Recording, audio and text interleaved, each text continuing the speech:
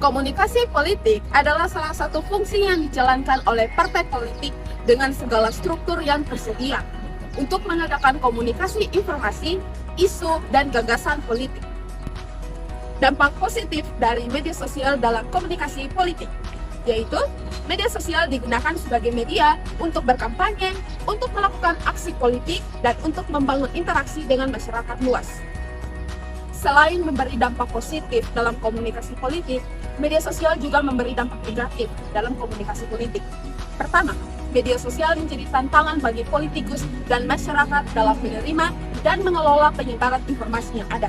Kedua, media sosial umum digunakan oleh kelompok simpatisan, kelompok hacker, dan kelompok anonim untuk melakukan serangan yang mencemarkan nama baik politikus. Realita penggunaan media sosial di Indonesia sangatlah memprihatinkan. Bagaimana tidak? Berdasarkan data dari indonews.id, Kominfo berhasil menemukan 771 konten hoaks menjelang pemilu di tahun 2019. Jadi, masih banyak masyarakat Indonesia yang masih belum bijak dalam bermedia sosial, khususnya dalam kepentingan berpolitik. Media sosial mengambil peran yang sangat penting dalam kehidupan masyarakat Indonesia, khususnya dalam ranah politik. Ibaratnya, ketika kita akan menonton film di bioskop, sebelum menonton film, biasanya kita akan menonton trailernya terlebih dahulu.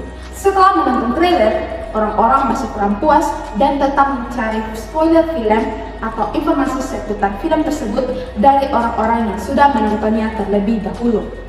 Hampir seluruh penonton film tersebut akan memberikan spoiler dengan pandangannya yang berbeda-beda. Beberapa orang yang menyukai spoiler film tersebut akan langsung menontonnya tanpa memikirkan manfaat atau nilai dari film tersebut. Sedangkan sebagian lagi, setelah mendengarkan spoiler film, masih memikirkan kembali apakah film tersebut akan memberikan manfaat untuk dirinya atau tidak. Begitu juga dengan kita sebagai seorang partisipan politik. Alangkah lebih baiknya kita bijak menggunakan media sosial untuk mengenal calon-calon pemimpin kita nantinya. Supaya pemimpin yang kita pilih adalah pemimpin yang mampu memimpin negara ini, bukan sekedar pemimpin yang haus akan kekuasaan.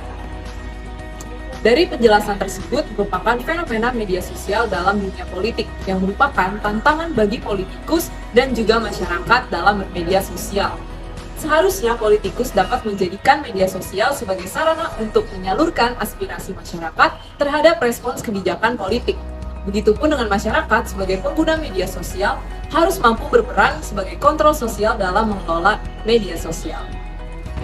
Misalkan dengan mengagregasikan atau mengumpulkan setiap saran dan kritik yang ditujukan langsung kepada pemerintahan.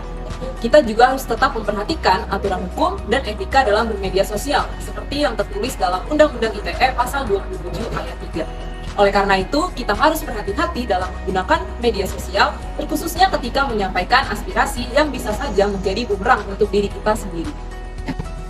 Jadi, marilah kita bijaksana dalam menggunakan media sosial kita masing-masing.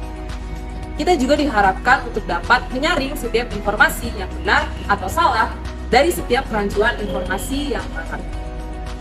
Sebagai makhluk yang diberikan akal budi oleh Tuhan, marilah kita menggunakan media sosial dengan sebijaksana mungkin, baik itu dalam menyampaikan kritik ataupun aspirasi dalam sistem politik di Indonesia.